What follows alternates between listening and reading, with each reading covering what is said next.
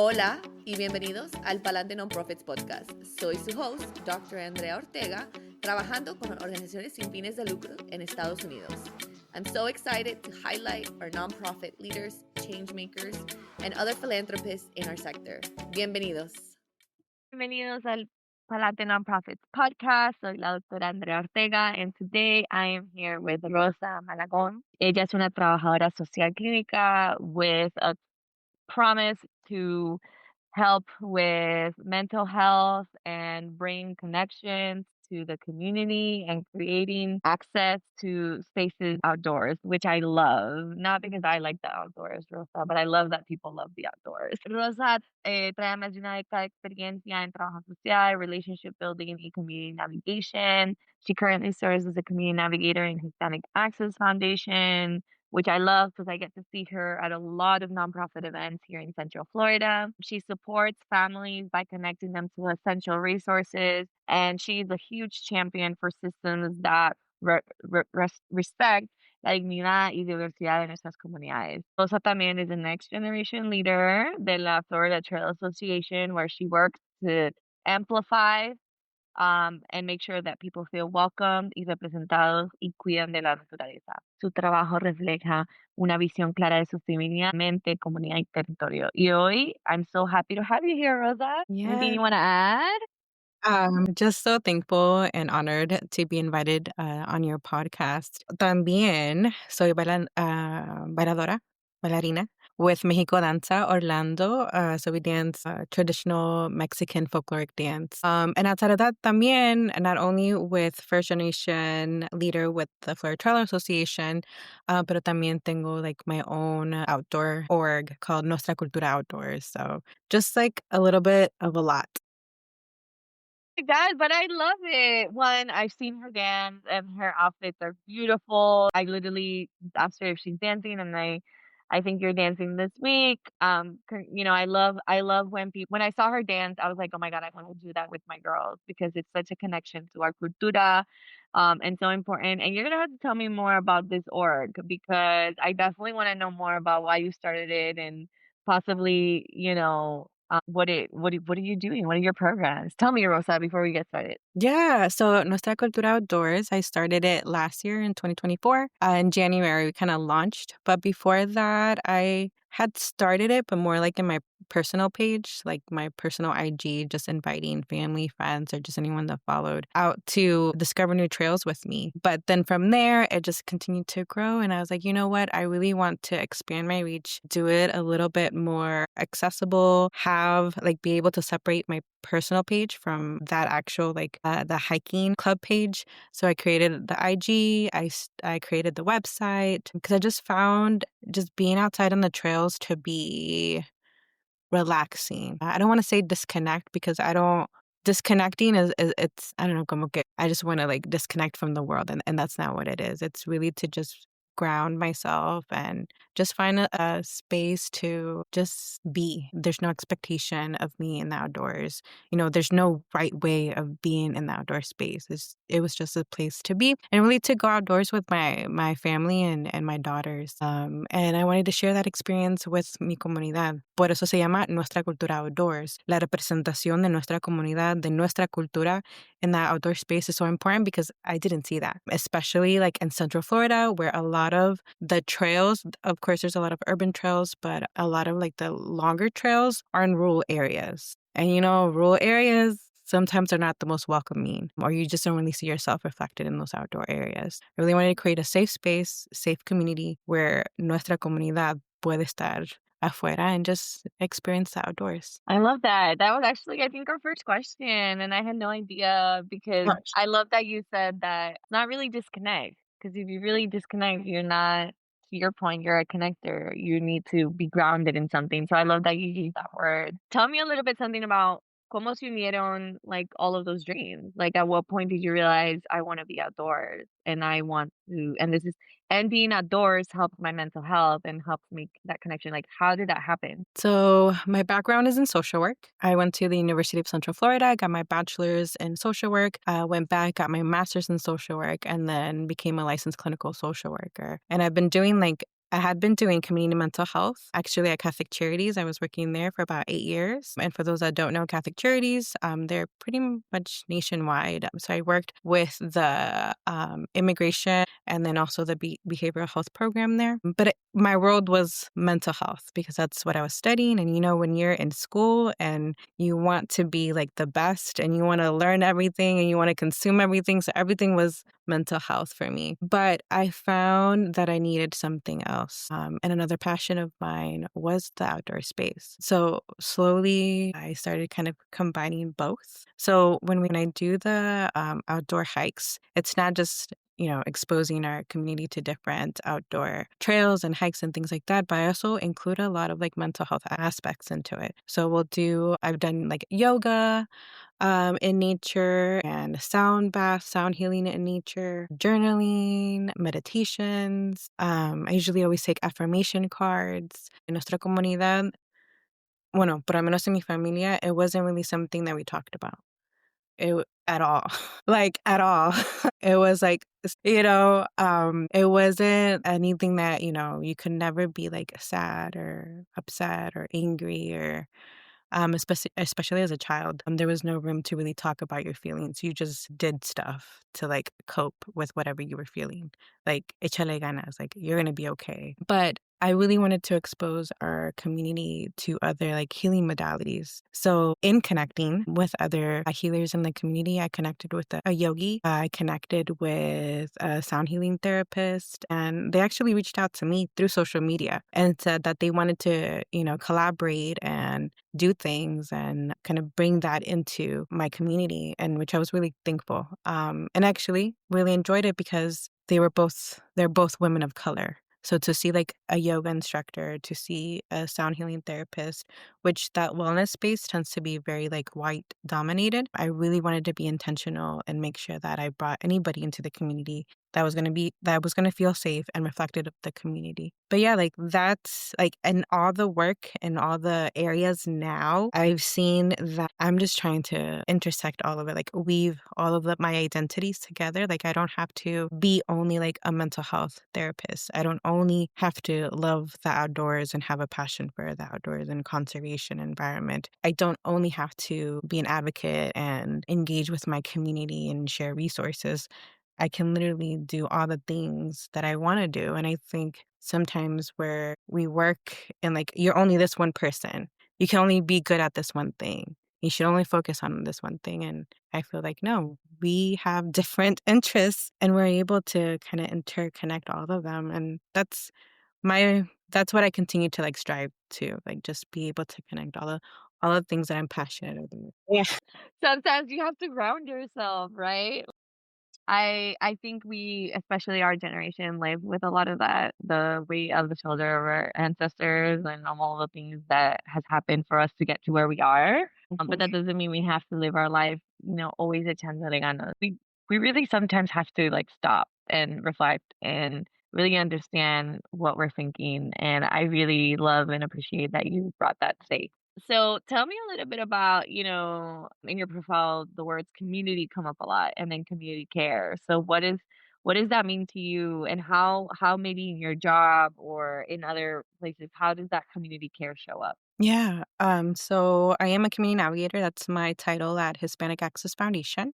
But the community navigator role there is a little different. I know it has the word community and navigate. But it's more of really providing the tools necessary to our nonprofit community-based organization and grassroots leaders. So we do a lot of work in capacity building. So bringing those tools, that knowledge, and also fostering like that connection and collaboration and knowledge sharing between partners. So I'm based here in Florida, but we have community navigators that service all 50 states, including Puerto Rico. So a lot of our stuff, our tools, our trainings, our talleres are both in English and in Spanish. And I think that comes back to like that community care piece, right? That making whatever field you're in accessible to all communities. So being able to have programming, tools, workshops, learning opportunities, that knowledge sharing in several different languages if possible,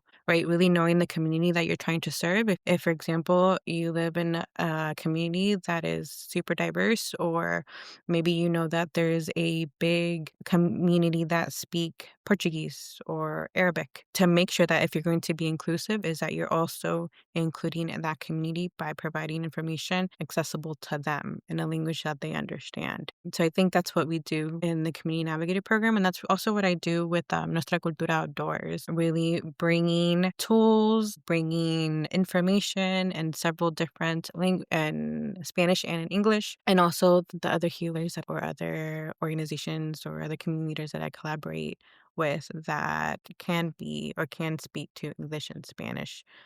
Community care is having the community in mind first, right? Like being intentional, not just giving them something that you think that they need, but really hearing from the community. What do they need? And listening, not just asking the question, listening intently, and creating those spaces to be able to listen. So, for example, recently, for a lot of the caminatas that I do, I try to make it very accessible, not just to our community, but keeping in mind like our parents with young children, our folks that maybe have mobility, that, need a trail that is wheelchair accessible, or for our families with little ones, stroller accessible. So I always try to put that stuff also in the post. If there's going to be a lot of, routes, or if it's not really as accessible, if there's bathrooms on the trails. And believe it or not, a lot of these trails do not have bathrooms, which can, again, if you're talking to somebody or you're wanting to bring families with small children, or just anyone, that's something that they need to know on the trails. Again, centering the community in that community care piece. A question for you, because I go to therapy and I'm very open about my journey. And to your point, it's how I ground myself. But my therapist says I should journal more. Do you have any tips for journaling? How do you guys do it in the outdoors? Like, tell me more. What is Yeah. journaling to you? I think, first of all, journaling doesn't have to be a way, right? There's no like, this is how you need to do it. It's really what works best for you. But the ways that we use journaling with Nuestra Cultura Outdoors is usually at the end, or I invite people to bring them on the trail.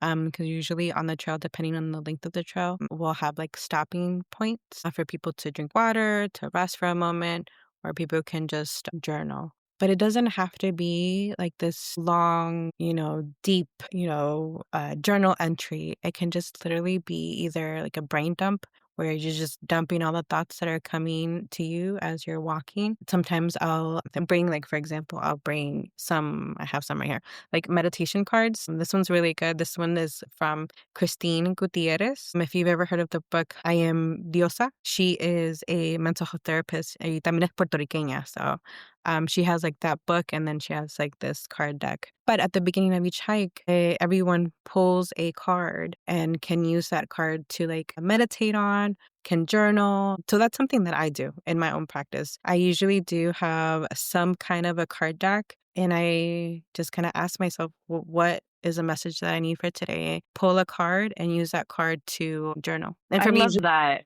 Yeah, I love that. Thanks so much for sharing. I definitely think I would probably need something like that to help me, like, really get the juices flowing on my feelings, right? Because sometimes it's hard to, like, ask yourself, like, "How are you doing?" What is going on in your head? And so, I wanna ask 2 more questions before we end. How has your work, you are essentially a licensed social worker. So how has doing your career taking you through the nonprofit sector, through opening your own org? Like, tell me a little bit about, did you know you were gonna end up here, or like why did you study social work, and how has that translated into your career today? So I didn't know that I wanted to be a social worker when I first started school. I think many of us start a school with an idea and what we're supposed to do. If you ask my family or my mom, I was supposed to be either a lawyer or a doctor. I think that's a very typical answer. And then Welcome especially to the podcast club. I'm going to count how many times we've seen that in our episode from My Latinas. Absolutely. yeah, and especially as like the oldest daughter, first generation, my family's from Mexico, from Guanajuato, Mexico, and that's, that is their dream for their child to come to the US and go to college and ser una abogada o una doctora. But eventually, as I was going to school, I decided that I wanted to pursue social work. So I wanted to help my community. Wasn't super clear on what that was going to look like, but I knew that as a social worker, I would have that opportunity to do so. So my very first internship was at Catholic Charities. I stayed there for 8 years. At the time, they had a immigration, like a refugee resettlement program. So helped a lot of refugees from all over get resettled here in Central Florida. Then transitioned over to immigration, then transitioned over to the behavioral health after I got my master's. And I was there for a long time, but in the nonprofit space, you do that work but at the same time, commute, because I was commuting from Sanford all the way to Orlando. And it was about an hour drive, especially with traffic. And the salary was just not where I needed to be, taking care of 2 kids, a house, car, all of that.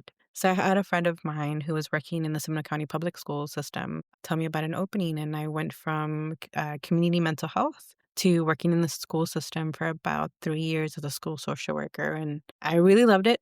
I really enjoyed it. Of all of the social workers that were there, I was one of the bilingual social workers. So I really got to do a lot of work with the ESOL department. Got to do a lot of work with like the Spanish speakers on campus with the students. I was able to provide therapy in Spanish for the kids, especially for those kids that were newly arrived. And as you know, therapy can be super expensive. And sometimes our families can't or are not able to have medical coverage. Some of our families are just, undocumented and don't have access to that, or the parents don't know, the resources. So I was able to provide a lot of crisis counseling to students in Spanish, to the parents as well, more of kind of like guiding them in resources. And I really enjoyed that work.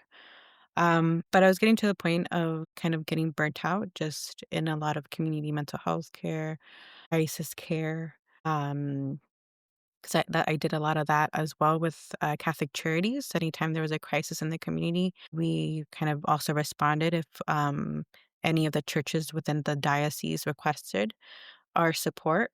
And I did not want to be a burnt out therapist servicing my community because there is a lot of that. And that doesn't do any justice for our community. So I decided to take like a step back from mental health after doing it for over a decade and servicing my community, and decided to continue to service my community, but in a different way, and kind of fueling a passion of mine, which was the outdoors. And that's where Hispanic Access kind of came into play. And they had an opening for the Community Navigator program, and I applied. And I'm doing still community work, but at different capacity. At Hispanic Access, they also have several different programs, a lot of them in conservation, like Latino Conservation Week. I still continue to service the community, but just in a different way after kind of stepping back from mental health. I do enjoy working for Hispanic Access because there is a lot of programming around conservation work. There's also Latino Conservation Week, which is every year during the first week of Hispanic Heritage Month. And during that time, I get to really be in community and really amplify the work that the Latino organizations are doing in the Central Florida area that focus on conservation in the environment. I'm going to wait a second. That are working in the conservation area. For example, Alianza Center, they do a lot of work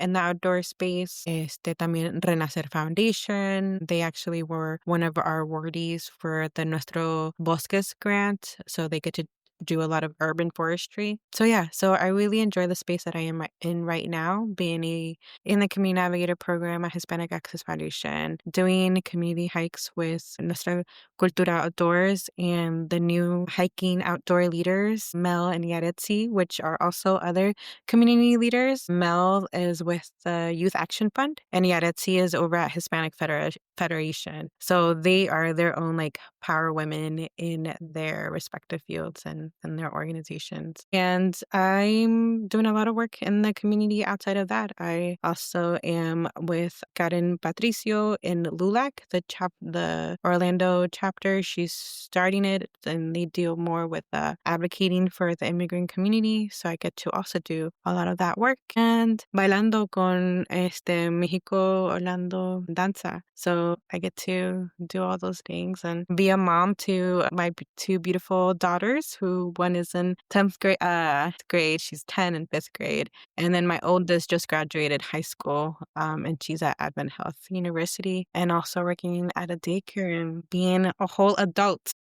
Oh my God, Rosa, that's a lot. Kudos to you, Yeah. girl. I love that for you. And what an example. Yo también tengo hijas y para mí, yo quiero hacer las cosas diferentes than our parents and being an example for them, are like really centering their mental health y que no es tabú y que no es que estás loca, que no es que esto, no. Hablar con alguien y prioridad, prioritizing our mental health es importante. Para mí eso es algo que yo también he querido instill in them. So, muchas gracias, Rosa, por tu tiempo. Antes de terminar y de close out, porque me encantaste que me contaste un poquito sobre tu journey. Muchos de los que están escuchando son non-profit leaders. O, ¿qué les dirías a ellos sobre how to prevent burnout y cómo, cómo utilizar estas tácticas? Porque tú trabajas con muchos non-profit leaders y ellos tienen todos los hats. Like, what is something que tú haces, aside from maybe going on one of your caminatas, what are things they can do every day to prevent burnout? Primero, creo que es muy, muy, muy importante saber que estás like, en ese espacio de burnout. O quizás todavía no has llegado a burnout, pero te estás sintiendo más cansada, más irritada, como que no tienes muchas ganas de ir a la oficina, de hacer el trabajo.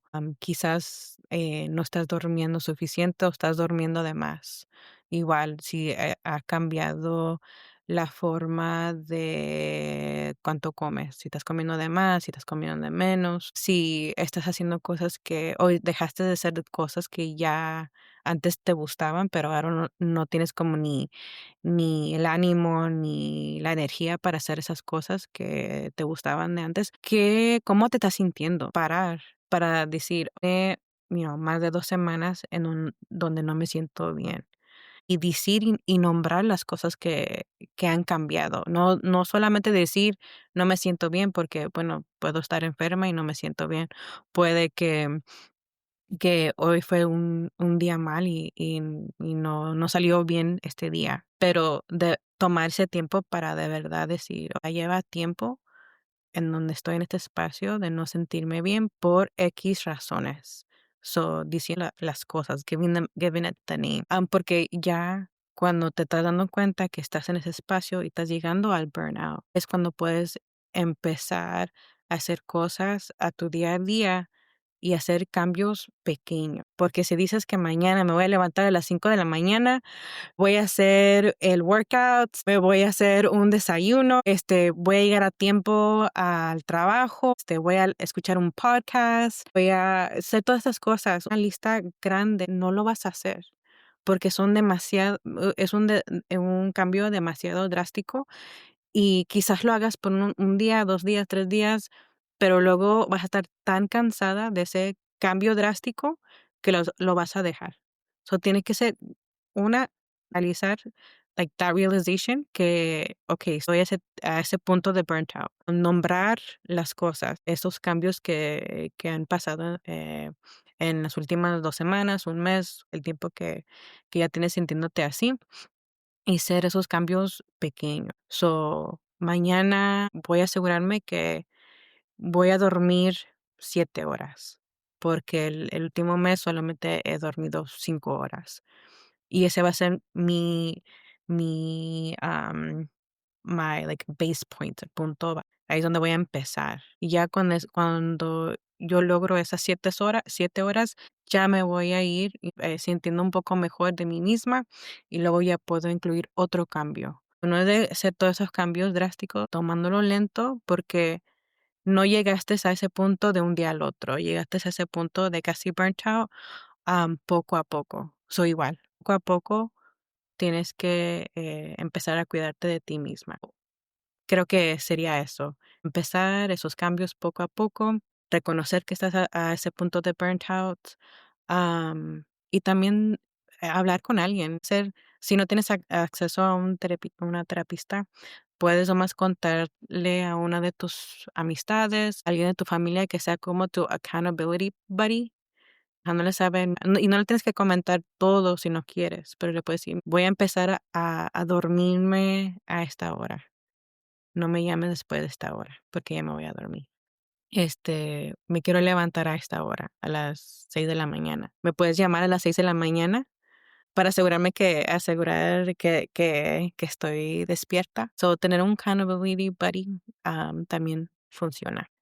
So I want to thank you for your time, Rosa. Thank you for sharing your clarity. It's all about your grounding. Right, it's so important. I am not an outdoorsy person, but I love that people are outdoorsy person because I do believe we need to take care of our planet and we need to connect with it. And that's one of the ways once you see, you know, and get to know our planet in that way. So thank you so much for merging that too with mental health. But Sí, sí, claro. Me pueden encontrar en Instagram, Nuestra Cultura Outdoors, o también está nuestra página web, nuestraculturaoutdoors.com. Todavía no tengo Facebook, pero creo que tengo que también empezar una página de Facebook. Eso viene, creo que para nos 2020. encanta, nos encanta. Ojalá esta conversación les ayude a pensar más intencionalmente cómo diseñamos espacio y tiempo para nosotros, así sea indoors o outdoors. ¿Cómo podemos hacer, o sea, para mí tú eres como una persona que vive en conexión con todo lo que está alrededor tuyo y te felicito por eso y gracias por estar en el Palante Nonprofit Podcast. No, gracias a ti por la invitación. Bye. Don't forget to subscribe as well as like this on all of our social media. You can find us on Instagram at Palante Nonprofits and on our website at www.palantenonprofits.com. Gracias.